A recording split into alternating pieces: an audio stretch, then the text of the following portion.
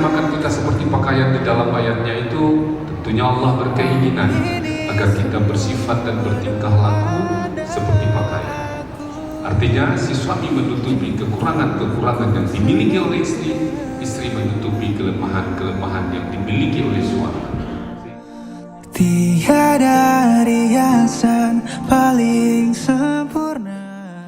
Bismillahirrahmanirrahim. Saudara Muhammad Nawar Salahuddin Syamsuddin, betul dengan saya nikahkan Munawwarah Jamilah binti Iskandar, adik kandung saya untukmu dengan mahar 16 Maya emas tunai.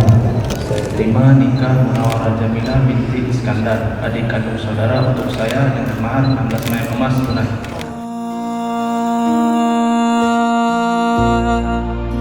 Ku mencintaimu untuk sempurnakan ibadahku.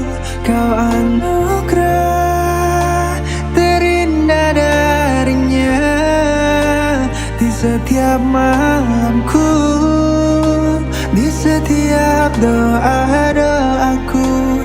Ku selip namamu.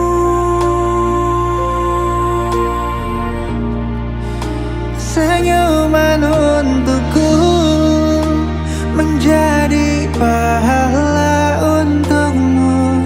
Kan ku jaga kesucian dalam dirimu. Berdua kita jalin kasih, memohon ridhonya bahagia.